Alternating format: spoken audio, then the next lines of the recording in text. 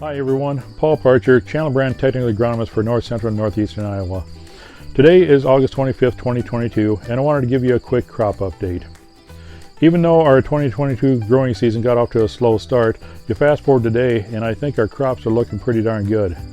For the year, we are running average for growing degree day accumulations and also average for precipitation accumulations. And even though we've got some areas where we were probably a little bit too wet, or some areas that were a little bit too dry this year, all in all, we're not sitting too bad. We also caught a little bit of wind in the western part of my area and also in the southeastern part of my area, but still not very significant amounts of wind there. When we take a look at the soybeans, soybean crop had a pretty rough start, struggled getting out of the ground and struggled getting its legs under it, but once it did, things really took off and started looking really good. As we look at it today, normally we'd expect to see white mold and sudden death syndrome moving in, and I have not seen any white mold myself yet this year, but I have seen a little bit of sudden death syndrome. But at this time of year, I'm not expecting to have much of a yield impact associated with sudden death syndrome.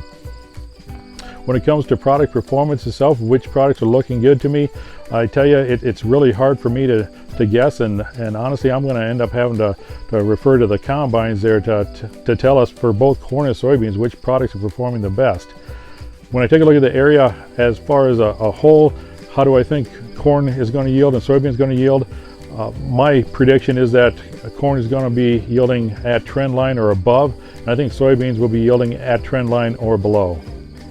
That's all for now, and have a safe harvest. Thank you. Botine, Channel Technical Agronomist for West Central Iowa, giving you a little bit of a crop update today. I describe West Central Iowa as variable.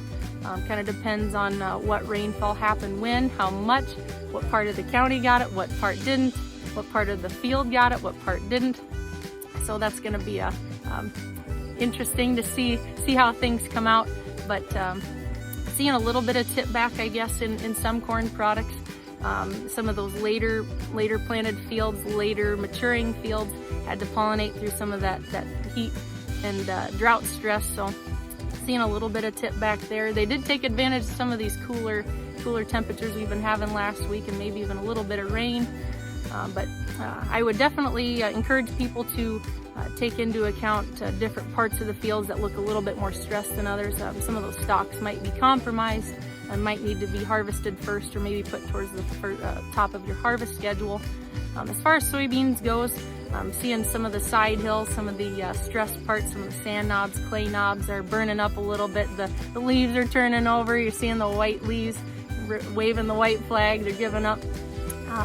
So seeing a little bit of that, some pod abortion. You'll find some pods laying down on the ground. Seeing a little bit of spider mites here and there, and that's just something that comes part of drought stress in corn and soybeans. But for the most part, I think we're holding in there despite the lack of rain that we've been having in the heat. So thank you very much.